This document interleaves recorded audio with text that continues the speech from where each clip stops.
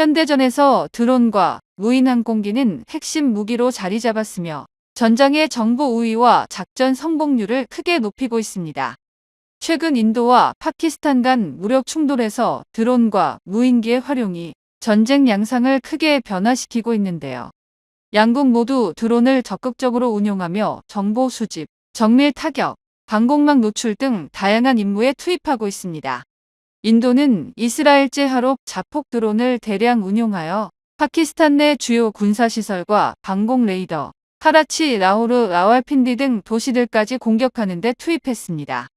인도는 유인 전투기 손실과 조종사 포로 위험을 줄이기 위해 하롭 드론을 대체 전력으로 집중 운용하는데, 파키스탄은 중국산 전투기와 방공 시스템을 활용해 인도 드론을 요격하기도 했습니다.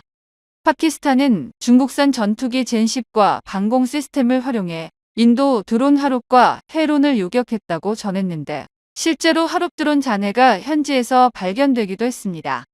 이처럼 드론과 무인기의 도입으로 기존의 포격전, 미사일전 중심의 충돌 양상이 무인기 기반의 비가시적 전장으로 진화하고 있습니다. 전문가들은 인도 파키스탄 분쟁으로 보았듯이 현대 전장은 드론과 무인기 시대로 접어들었다고 평가하고 있습니다. 우리 역시 올해 초 국방과학연구소는 지난해 개발을 완료한 스텔스 무인기를 동부전선에 실전 배치하였습니다. 이 스텔스 형상의 소형 드론은 활주로에서 이착륙할 수 있으며, 지난해 국군의 날 최종 리허설 행사와 포천 드론 작전사령부 현장지도 당시 사진과 영상이 공개되었습니다. 해당 드론은 꼬리 날개가 없는 무미익 설계도, 길이 약 2m 이륙 중량 60kg의 스펙을 갖추고 있으며 제트 엔진과 첨단 카메라를 탑재하여 공중 정찰 임무를 수행하는 것으로 알려졌습니다. 외형적으로는 현재 개발 중인 가오리 X 스텔스 무인기와 유사하지만 더욱 향상된 저피탐 기술이 적용되어 적레이더에 탐지될 확률을 최소화하였으며, 비가시선 장거리 비행 능력을 통해 북한 내륙 깊숙이 위치한 전략시설까지 정밀 감시할 수 있는 것이 가장 큰 강점입니다. 이러한 스텔스 소형 드론은 북한 무인기 위협에 대응할 드론 작전 사령부의 핵심 전력으로 운용되고 있습니다. 현재 대한민국은 단순한 소형 정찰 드론 개발을 넘어 다양한 차세대 무인기 플랫폼을 적극적으로 개발하고 있습니다. 한국항공우주산업이 주도하는 한국형 유무인 복합전투체계 KUS는 유인기 무인기가 협력하여 작전을 수행하는 체계를 목표로 하고 있으며, 이는 향후 KF-21과 연계한 무인 전투기 편대 운영의 핵심 기술로 자리 잡을 전망입니다. 특히 최근 한국이 개발한 KUS-FC 무인 스텔스 전투기는 기존 무인 정찰기와 차별화된 공격 능력을 갖추고 있으며 공대지 및 공대공 전투까지 수행할 수 있도록 설계되고 있습니다. 이 무인 전투기는 미래의 전장에서 파일럿의 위험을 최소화하면서도 적의 방공망을 돌파하는 최전방 공격 임무를 수행할 핵심 전력이 될 것으로 평가됩니다. 한국이 이처럼 빠르게 무인기 전력을 증강시키자 각국은 대한민국 급격한 기술 발전에 큰 충격을 받고 있습니다. 도대체 언제부터 이렇게 한국의 무인 항공 기술이 최첨단 수준으로 성장한 것인지에 대한 의문이 쏟아지는 가운데, 대한민국이 연일 만들어내는 혁신적인 방산 성과에 미국조차 놀라움을 감추지 못하는 모습을 보이고 있습니다. 대한민국은 무인 항공 기술이 미래 전장의 핵심이 될 것임을 일찍이 예견하고 이를 기반으로 한 차세대 전술 체계를 적극적으로 개발해왔습니다. 특히 한국항공우주산업과 국방과학연구소는 유무인 복합 전투 체계를 구축하여 항공전력의 새로운 패러다임을 제시하겠다는 목표를 세웠습니다. 현재 대한민국이 개발 중인 KUS-FC 무인 전투기는 미 공군이 운용 중인 MQ-28 고스트 배트나 호주가 개발한 로열 윙맨과 유사한 개념을 바탕으로 설계되고 있습니다. 기존의 단순한 정찰 드론에서 벗어나 실제 전투 임무를 수행할 수 있는 완전한 무인 전투기 플랫폼으로 개발되고 있으며, KF-21 전투기와 연계하여 편대 비행 가능한 체계를 목표로 하고 있습니다. 최근 국방부는 스텔스 무인 전투기 개발을 최우선 과제로 설정하였으며, 이에 따라 무인 전력의 실전 배치를 앞당길 계획을 공식적으로 발표했습니다. 이에 대한 구체적인 정보는 아직 비공개이지만 군사정보 소식통과 공개 자료를 분석해 볼 때 현재 한국의 무인 전투기 개발은 최종 시험 단계에 접어든 것으로 보입니다.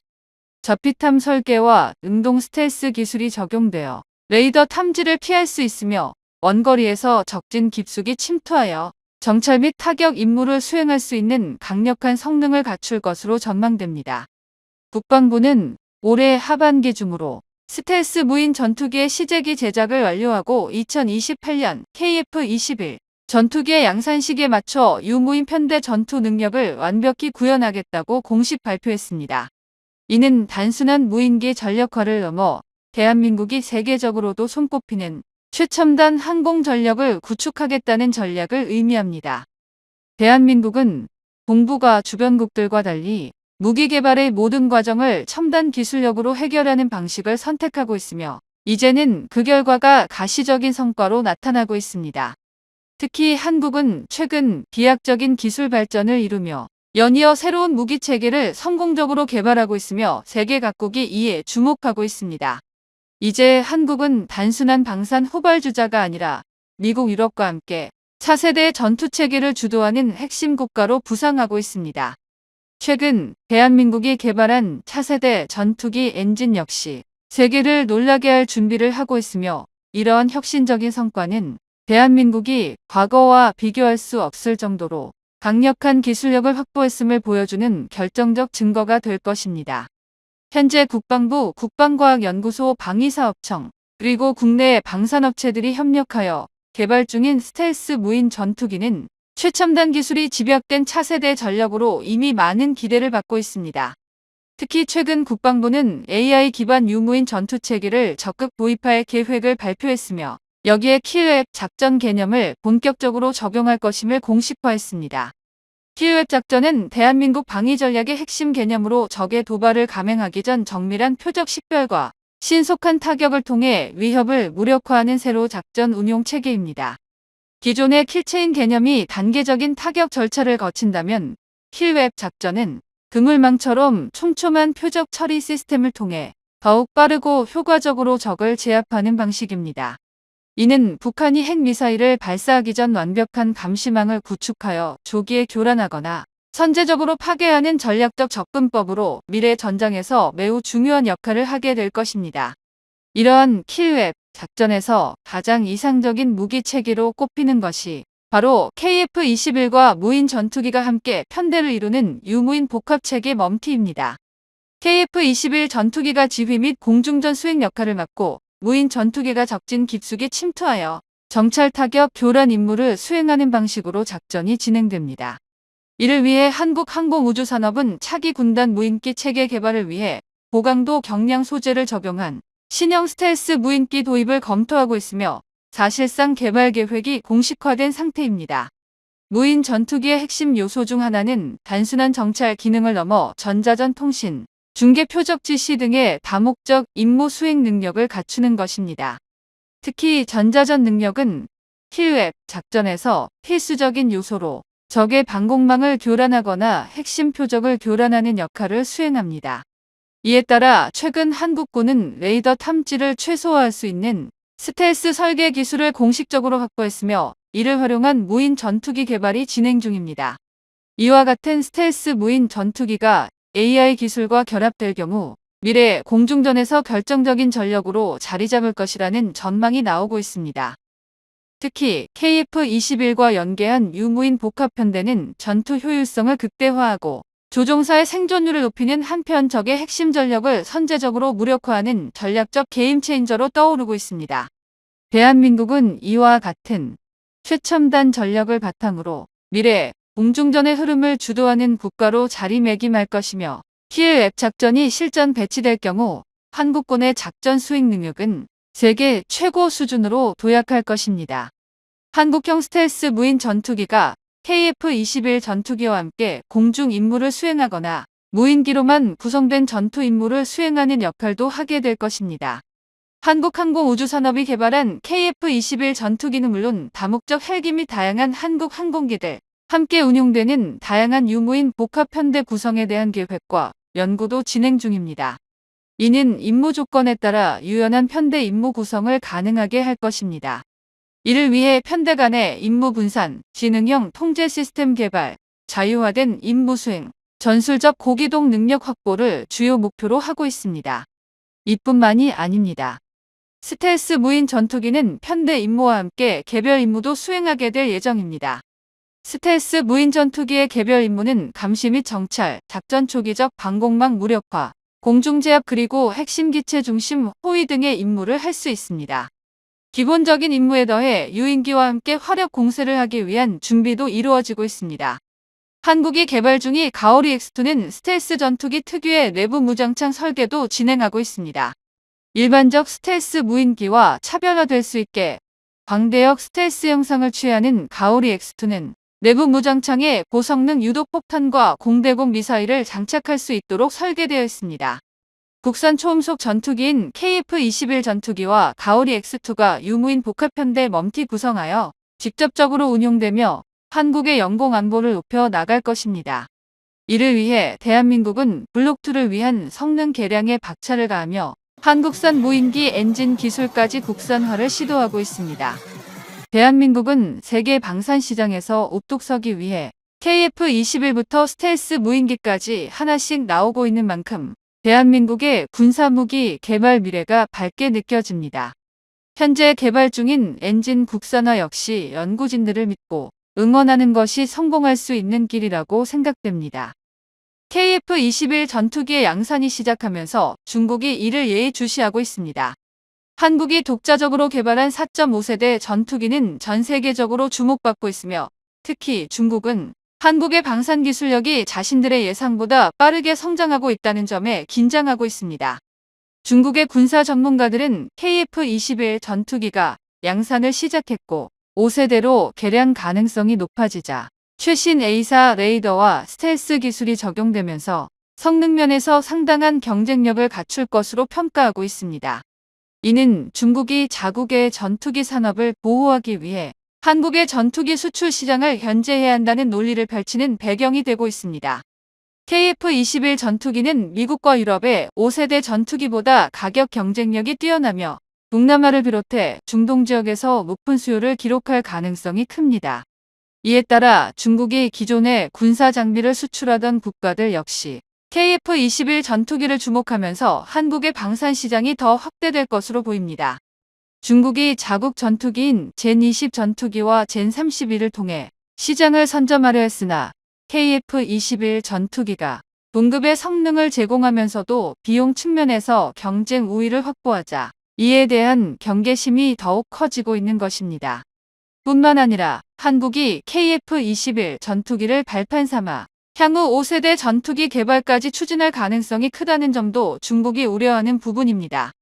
한국은 이미 다양한 국산 무기 체계를 성공적으로 개발해왔으며 K9, 자주포, FA-50 경공격기, 장거리 미사일 시스템 등의 수출이 이어지면서 글로벌 방산 강국으로 도약하고 있습니다.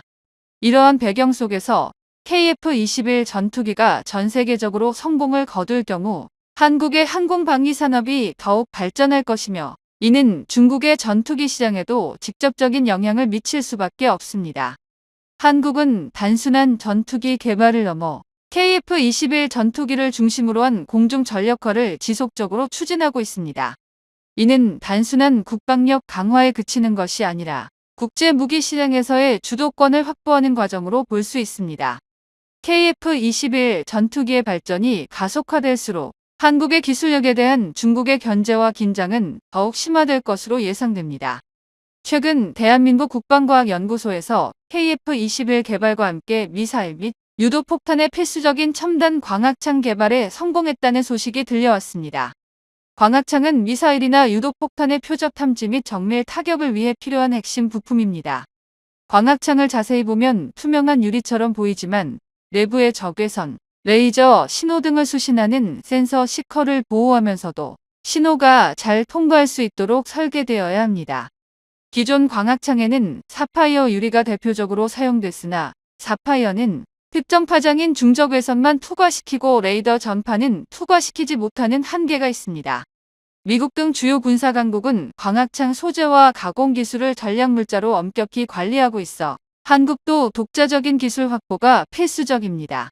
또한 우크라이나 전쟁에서 서방 무기의 정밀도가 러시아의 전파 방해로 크게 떨어진 사례를 통해 다양한 유도 방식과 다중 시커 적용이 중요해졌습니다. 그렇기에 국방과학연구소에서는 레이저, 적외선, 전파 등 다양한 신호를 투과할 수 있는 첨단 광학창을 개발했습니다. 대표적으로 스피넬 소재와 황화아연 소재의 광학창을 공개했는데요. 스피넬 광학창은 강도가 매우 높고 레이저 및 일부 전파 대역까지 투과 가능합니다. 또한 합성 스피넬을 국내에서 대량 생산할 수 있는 기술까지 확보했는데요.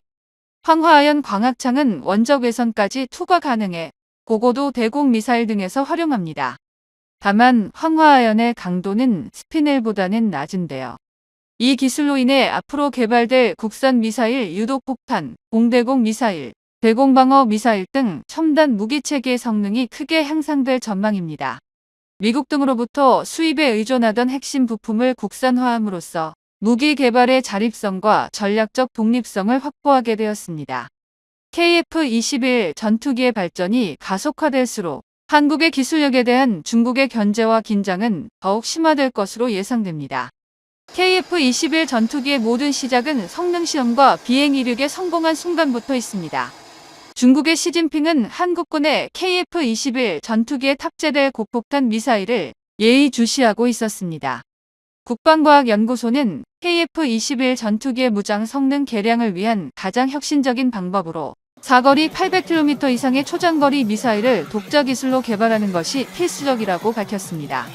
현재 미국이 개발하여 전 세계적으로 활발히 판매 중인 F-35 전투기의 내부 무장창에는 2000파운드급 유도폭탄 2발과 공대공 미사일 2발이 장착됩니다. 또한 수직 이착륙이 가능한 F-35B의 경우 상대적으로 작은 1000파운드급 유도폭탄과 공대공 미사일 2발을 장착할 수 있습니다. 한국산 KF-21 전투기는 현재 개발 중인 내부 무장창이 2000파운드급 유도폭탄 1발과 미티어 중거리 공대공 미사일 2발을 장착할 수 있는 크기로 설계되고 있는 것으로 확인되었습니다. 최근 공개된 정보에 따르면 국산 내부 무장창을 길이는 약 4m, 깊이는 0.59m로 확보될 예정입니다. KF-21 전투기의 내부 무장창을 기본적으로 미티어 공대공 미사일이 장착되는 구조이며 지상 정밀 타격 임무 수행 시에는 2000파운드급 유도폭탄 1발을 장착하는 방식으로 운영될 전망입니다. 최근 미국의 군사무기 매체 내셔널 인터레스트는 F-35 전투기와 KF-21 전투기의 가상 시뮬레이션 결과를 공개했는데 한국산 공대공 공격이 F-35 전투기에 위협이 되지 못하고 오히려 추격당했다는 내용이 보도되며 논란이 일었습니다. 미 공군 내부에서는 5세대 전투기에 대한 비판 여론이 존재해왔습니다. 고비용의 5세대 전투기에 집착하는 것이 능사가 아니며 실제 전투력과 직결되지 않는다는 의견이 제기되어 왔습니다. 이에 따라 미국 정부는 한국산 전투기의 일부 기술과 실전 배치 기체를 구매하려는 움직임을 보이고 있으며 이는 동맹 관계를 가장한 기술 탈출하는 논란을 불러일으키고 있습니다.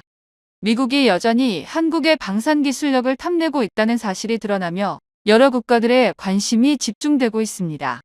그만큼 한국산 KF-21 전투기에 담긴 대한민국의 군사기술력은 세계적으로 인정받고 있습니다. 대한민국은 실전 전투에 적합한 전투기 무장체계를 개발하는 데 주력했으며 이로 인해 주변국들의 견제가 노골적으로 드러나고 있습니다. 이는 한국이 제공권을 완벽히 확보하고 주변국의 영공을 위험 요소로부터 보호할 수 있기 때문입니다. 미 공군이 운용하는 1000파운드급 유도폭탄의 스펙은 길이 3.5m, 직경 0.54m로 구성되어 있습니다. KF-21 전투기의 내부 무장창 스펙이 외부로 알려지면서 기존 F-35 전투기보다 날렵한 중앙 동체를 갖춘 KF-21 전투기가 실전에서 강력한 전투력을 발휘할 것이라는 평가가 나오고 있습니다. 특히 내부 무장창 설계는 공기역 학적 요소와 무장 능력을 함께 고려해야 하지만 랜딩 기어와 공기흡입구 형상으로 인해 내부 공간 확보가 쉽지 않습니다. 2000파운드급 유도폭탄을 장착할 수 있는 내부 무장창을 구현하는 것은 기술적으로도 상당히 어려운 작업입니다.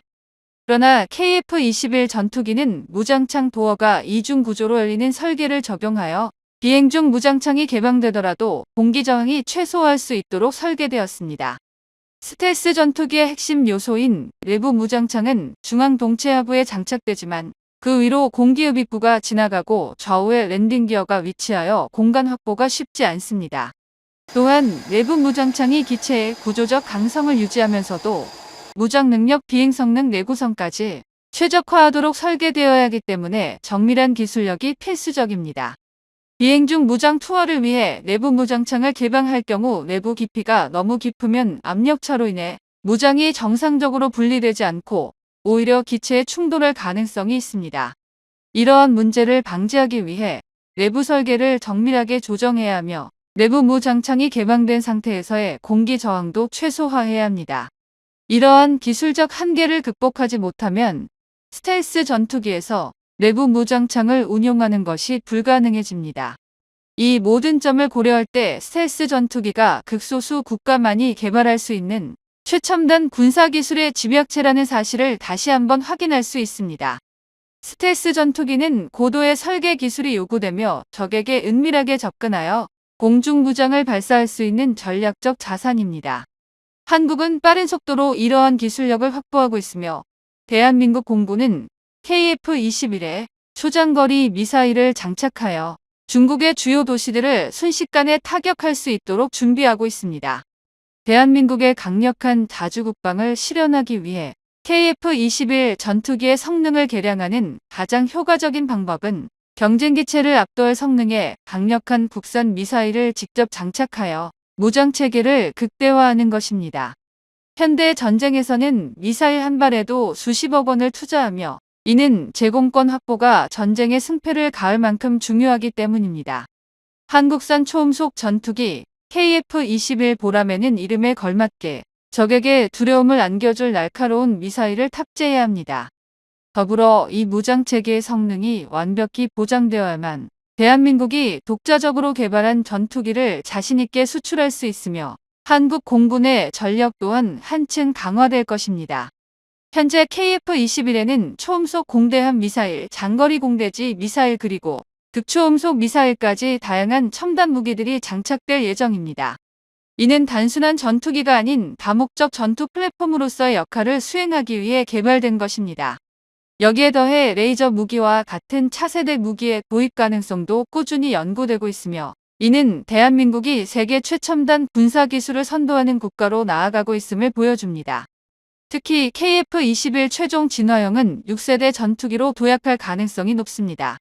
이미 스텔스 기능을 기반으로 한 고도의 전자전 능력을 갖추고 있으며 향후 인공지능 기반 전투 시스템, 무인기 연동작전 그리고 레이저 무기 통합까지 고려되고 있습니다. 이는 한국의 기술력과 국방력이 단순한 방어 개념을 넘어 미래 전장에서 주도적인 역할을 할 수 있음을 의미합니다. 대한민국이 단기간 내에 자체 전투기를 개발하며 세계 최강국과 어깨를 나란히 하고 있다는 점은 자랑스러울 수밖에 없습니다. 국제 정세가 또 한 번 요동치고 있습니다. 현재 동북아 정세가 여전히 매우 복잡한 상황으로 치닫고 있는 것은 사실입니다. 러시아, 우크라이나 침공 영향으로 그러한 가능성과 기회를 살피는 중국은 행동으로 옮기기 시작했는데 최근 중국은 실제 대만을 포위하는 훈련을 마무리한 것으로 보고가 나오고 있습니다. 대만에 상륙하고 함정으로 대만을 포위한 뒤 모든 통신시설을 단절한다는 겁니다. 특히 도널드 트럼프 대통령 집권 뒤 중국의 이러한 야욕은 더욱 노골화되고 있습니다. 그런데 미 국무부에서 한국과 관련해 대만 방어에 관여가 될 수도 있다는 반응이 나왔다고 하는데요. 미국은 지금까지 한국 보고 대만 침공이 일어나면 관여되어 한다는 의사는 거의 비친 적이 없습니다. 오히려 미국은 동북아에서 대만 방어에 관한 곳은 대부분 일본만 언급을 수차례 한 적이 있습니다. 하지만 한국은 이에 대해 미국 매체에 전혀 뜻밖의 답변을 내놓았다고 전해지고 있는데요. 중국은 대만 공습부터 사이버 고립까지 5단계로 진행되며 이미 준비는 마쳤다는 분석이 나오고 있습니다. 중국 군부는 대만 포위의 시간을 단축하는 작전을 짜고 있으며 13시간으로 대만 6개 항구를 봉쇄합니다. 대만 공격을 시작하면 속전속결로 미국을 비롯한 주변국이 오기 전에 함락하겠다는 심산입니다. 중국 네티즌은 이에 관해 중국은 순식간에 수백 척의 함대를 동원할 수 있다라며 힘을 과세한다고 했습니다. 또한 중국 복수의 조선소에서는 중국판 이지스함을 비롯해 상륙함 등 도합 수백 척을 목표로 공정을 진행 중인데요.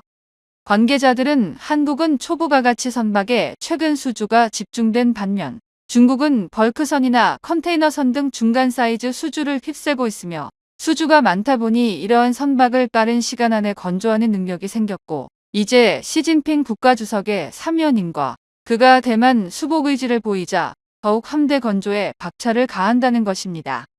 다만 중국은 목표가 설정되면 일단 만들고 보자는 시기이기 때문에 성능도 떨어지고 지나치다면서 이러한 것이 중국 해군의 질적 향상과는 직접적으로 연결되는 것은 의문이라는 의견도 제기했습니다. 하지만 미 군사연구소 등에서는 이러한 문제를 심상치 않게 받아들이고 있는 눈치인데요. 미 군사연구 싱크탱크 등에서는 미국의 재래식 자원을 투입 시 약 80%의 전력을 쏟아부어야 대만전에서 승리할 수 있다면서 중국의 해군과 군사력이 전반적으로 크게 성장했다고 평가합니다. 또한 세계 상위권이라는 일본 해군의 군사력보다 중국이 앞선다는 평가를 이미 수년 전부터 내놓습니다. 중국과 일본 간 영토 분쟁 중인 센카쿠 열도에 중국이 상륙하면 일본은 순식간에 점령당한다는 시나리오입니다. 그러다 보니 이렇게 중국이 최근 해군 팽창을 하는 모습은 미국에 있어 매우 주목해봐야 하는 장면인데요. 따라서 동북아시아의 안보가 어느 때보다 고조되며 대만 방어라인의 설정이 더욱 필수적인 상황입니다. 그런데 이렇게 미중 간에 다시 대만을 놓고 설전이 벌어지자 그 다음에 시나리오로 넘어가는 것입니다. 미 언론 CNN 등은 대만이 침공하면 미국은 당장 주변 병력을 대만에 배치할 것으로 판단했던 것입니다. 당장 괌은 미국령이니 당연히 관여되어 한국과 일본에 주둔된 병력이 곧바로 움직일 수 있을 것이라고 판단했는데 여기서 앞서 미국은 대만과 가까운 일본 남서부 지방에 자위대를 보급부대로 활용하고 싶어 했습니다. 따라서 미 국방부는 당연히 일본에서 보급부대 정도는 자위대를 통해서 지원할 것으로 예상했으며 이에 관련 회의를 하자고 일본에 제안했습니다. 하지만 일본 지자체는 이에 관해 회의를 거부해버렸습니다. 일본에서는 주민들이 반발하고 있으며 자신들은 대만전에 개입되고 싶지 않다는 것이었습니다. 일본 트윗에서도 수많은 일본인들이 대만전에는 일본이 참가하지 않는다는 의견을 제기하기도 했습니다. 미국의 강력한 동맹이자 대만과 형제 국가라는 일본이 이렇게 나오자 미 국방부는 황당하다는 반응이었는데요. 그런데 최근 다시 중국에서 해군을 걷잡을 수 없는 팽창과 군사를 키우고 있다는 소식에 이제 한국 얘기도 나온 것입니다. 지금까지 다소 예민한 부분이었는데 트럼프가 집권하면서 이를 한국 측에 어떠냐는 제스처를 보인 것입니다. 미국 싱크탱크의 스탠포드 국제학연구소 연구원은 중국과의 분쟁이 발생 시에 대비해서 주한미군을 한반도 밖의 비상상황, 중국과 관련된 상황에 활용할 수 있어야 한다고 주장한 것인데요. 사실 예전 바이든 정부에서도 비슷한 맥락에서 주한미군 활용을 언급한 적이 한두 차례 있었습니다. 이어 우리가 대만인을 지지하는 여러 이유 중 하나는 우리가 대만인과 가치를 공유하기 때문이며 그것은 우리의 한국 동맹에 대해서도 마찬가지라고 설명하며 관련 질문에 답변한 것입니다. 이는 한국이 대만을 포함해 인도 태평양 지역의 안정에서 역할을 하기 바란다는 우회적 표현입니다. 사실상 대만전 발발 시 한국에 은근한 압박이 될 수 있는 부분으로 미국의 입장을 확인한 셈인 것입니다. 올해 들어 대만 방송에서는 한국에 대해서 다양한 군사 분야를 보여주는 방송을 진행했습니다. 대만은 한국이 동북아시아의 최강의 육군을 꾸리고 있으며 전차부대가 세계 최강이라고 치켜세우는 모습이었습니다. 그러면서 한국의 K2 전차는 폴란드에도 대거 팔리고 있고 유럽의 나토에서 인정받는다고 얘기했습니다. 물론 이는 매우 정확한 정보인데요. 최근 폴란드는 물론 루마니아조차 K2 전차 3조 원가량을 체결했습니다. 또한 슬로바키아는 전세기를 대절하면서 한국의 다양한 방산품으로 자신들의 무기고를 채우려고 국방부 문을 두드리고 있습니다. 말 그대로 방산 쇼핑을 하겠다는 것인데요. 실제 한국은 K9 자주포만 해도 한국에 천문이 넘어가 생산품을 바로 해당국에 넘겨주기도 수월합니다. 한국 국군이 받을 물량을 양보하더라도 전혀 전선에는 지장이 없을 정도로 물량이 대단하다는 것입니다. 또한 대만 군사 채널에서는 한국의 155mm 포탄 등 각종 포탄 재고가 500만 발이 넘을 수 있다면서 최근 우크라이나의 포탄 재고가 지극히 모자란데 이것을 메우고도 남는다는 취지의 감탄을 하기도 했습니다. 대만에서는 한국의 병력을 이렇게 활용하자며 한국에서 육군 병력이 파견될 가능성을 논하고 있는 것입니다. 대만 TVBS에서는 황당하게도 미군은 공군, 일본은 해군, 한국은 육상 병력이 즉각 대만에 파견된다고 호언장담하기도 했습니다. 심지어 일부 대만과 중국 군사 채널에서는 그 근거로 미국이 한국을 동원하면 꼼짝 못한다고도 했습니다. 미군이 주한미군까지 대만에 파견하는 경우에 한국이 별 수 있겠나 따라와야 한다는 것입니다. 따라서 결국에 대만전이 발발하면 주변 동북아 동맹국이 중국을 막으러 온다는 흐름인데요. 이에 대해 미국에서도 싱크탱크 연구소와 정책에 깊게 관여하는 언론 등에서 목소리를 내고 있습니다. 그러나 한국은 자주 국방을 위해서 군사력을 키우고 그러다 보니 수출도 자연스럽게 따라온 것이지 다른 누구를 방어할 만한 상황이 아니며 오히려 주변에서 전쟁 상황이 되면 더욱 한국을 지켜야 하는 것입니다. 게다가 주한미군 주둔 비용은 한국이 내고 있는데 대만을 지키러 동원된다는 게 말이 되지 않는데요. 트럼프 대통령은 주한미군 주둔 비용을 엄청나게 늘리려고 하는데 왜 대만에 동원되는지에 대해 의문이 생길 수밖에 없는 겁니다. 대한민국은 그 어떤 국가보다도 자주 국방에 힘써왔으며 주한미군과 함께 훈련해왔습니다. 이제 미국은 한국의 핵 역량과 같은 근본적으로 한국을 지킬 수 있는 답안지를 제시해야 할 것입니다. 과거부터 트럼프는 대만 문제에 대해 소극적인 입장을 취해왔습니다.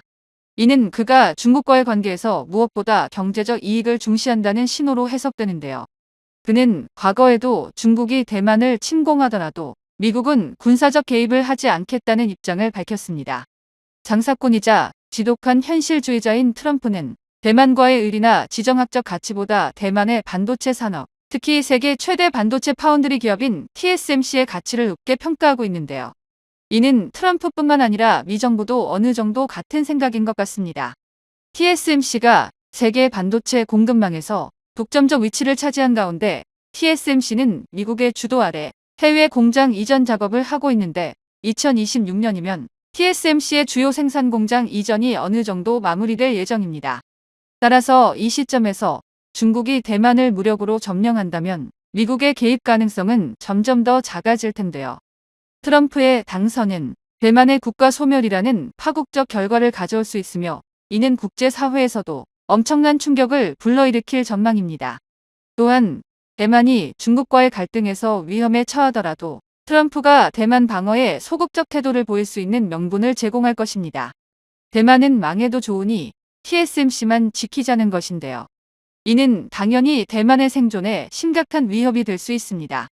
현재 대만은 대만 독립과 친미 성향을 대놓고 드러낸 나이칭더 총통이 집권하고 있는데요. 중화민국 대만의 미래는 대만인이 결정해야 한다고 강조하고 있지만 자신을 지킬 힘도 갖추지 않은 가운데 내뱉는 발언들은 허공에 대고 소리치는 것 같습니다. 나이 총통 본인의 총통 임기 동안 대만의 자유민주헌정 체제를 굳건히 하고 대만에 침투한 중국 세력 척결을 다짐하고 있지만 현재 대만이 가진 유일한 카드는 TSMC뿐 마땅한 대안이 없는데요.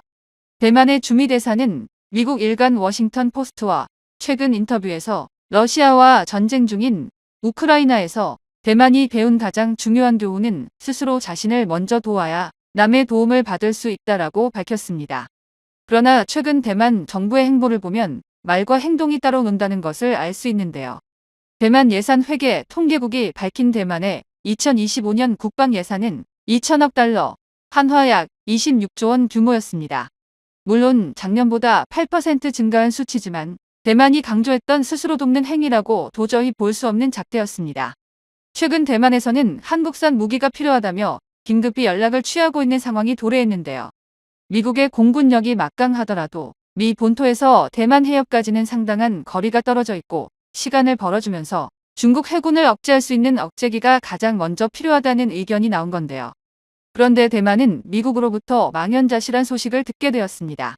미 국방부가 보잉과 계약한 하푼 블록2 미사일 400기가 2029년 3월에 생산 완료된다는 건데요.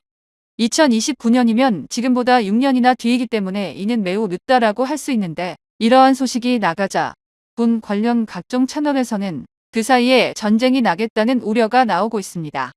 이런 상황에서 대만의 대부분 군사 전문가들 역시 중국의 도발을 막기엔 대만의 2025년 국방 예산이 터무니없이 적은 금액이란 지적을 하고 있는데요. 대만이 중국의 침략 야욕을 떨쳐내기 위해선 최소 한국 수준의 국방력과 방위 인프라가 필요한데 단기적으로 이 정도의 투자로는 실제 성과를 달성하기 어렵기 때문입니다. 때문에 대만은 여전히 자신들이 처한 위기 상황을 제대로 인식하지 못하고 있다는 목소리가 높은데요. 유럽의 폴란드는 말할 것도 없고 중동이나 아프리카의 개발도상국들, 자국의 경제력이 감당하기 어려운 예산을 국방 분야에 투자한 데 반해 올해 최대의 무역 수지 흑자를 낸 대만의 씀씀이는 상식적으로 이해가 어렵습니다. 실제로 비교적 전쟁의 위험에서 멀리 떨어진 네덜란드나 카타르조차도 대만보다 많은 예산을 방위비에 쓰고 있다는 점은 우리에게 많은 시사점을 주고 있는데요. 서방이 대만에 많은 것을 바라는 것도 아닙니다. 위에 언급했듯이 양안 전쟁 발발 시 지원군이 도착할 때까지만 버텨달라는 것인데 대만은 자신들이 갖춰야 할 최소한의 군사적 대비책조차도 미비한 상태인데요. 항공모함과 잠수함 등 압도적 해군 전력을 동원한 중국의 해상봉쇄가 기정사실로 되고 있는데 최근 몇 년간 대만이 내놓은 대비책이란 것이 미국과의 협동작전만 강조하는 것뿐이었습니다. 자국의 안보를 미국 손만 빌려 해결하려는 것인데요. 중국의 의욕을 꺾어놓기 위해서는 이 산업에 들어가는 예산 절반만이라도 방위산업에 써야 했고 중장기적으로 최소한 한국 수준의 국방력을 갖추는데 초점을 맞췄어야 했습니다. 이 때문에 대만의 대응이 너무 안일하다는 비판을 받는 것인데요. 이렇게 트럼프가 대만 문제에 소극적인 반면 한국과 일본의 지역방위 능력에 대해서는 오히려 강조하는 입장을 취하고 있습니다. 트럼프는 미국이 동아시아에서 직접 군사 개입하는 대신 한국과 일본이 자체 방위 능력을 강화해야 한다는 주장을 펼치고 있습니다. 이는 트럼프의 미국 우선주의 정책의 연장선에 있는데요. 미국이 전 세계 분쟁에 개입하는 대신 한국이나 일본과 같은 해당 지역의 강국에게 그 책임과 의무를 전가하겠다는 겁니다. 즉, 자국의 이익을 우선시하겠다는 입장을 다시금 확인시켜 준 것인데요. 한국 입장에서 트럼프의 이러한 정책은 큰 장점과 함께 단점 역시 존재합니다. 우선 긍정적인 측면에서는 한국이 자주 국방 능력을 강화하고 미국의 군사적 지원 없이도 독자적인 방어를 추진할 기회를 얻게 됩니다. 한국은 이미 KF-21 전투기를 시작해 K2 전차, K9 자주포 등 첨단 군사 장비를 자체 개발하고 있어 방위산업 측면에서 한층 더 자립할 수 있는 기반을 마련할 수 있는데요. 그러나 한편으로는 미국의 직접적 군사 개입이 줄어들 경우 북한의 위협에 대한 억지력에 영향을 줄 수 있다는 우려도 존재합니다. 트럼프가 집권한다면 한미 동맹의 성격이 변화할 가능성이 높으며 한국이 스스로 방위력을 강화해야 하는 책임이 더욱 커질 것인데요. 더구나 트럼프가 지속적으로 밀고 있는 분담금 재협상 문제는 경제적으로 대한민국에 큰 부담이 될 전망입니다. 실제로 중국이 대만을 침공할 경우 한국의 역할은 지역 안보 및 국제정치의 변동성에 따라 크게 변화할 수 있습니다. 한국은 지정학적으로 중국, 일본, 대만 사이에 위치한 중요한 역할을 담당하고 있으며 이러한 상황에서 한국의 역할은 여러 측면에서 다각적으로 변화할 수 있는데요. 첫 번째로 우리 국민이 가장 우려하는 것 중 하나가 대한민국이 공식적으로 참전할 것이냐에 대한 문제인데 한국 외교의 핵심이 미국과의 동맹관계이므로 중국이 대만을 침공하게 되면 미국은 한국의 군사적 지원을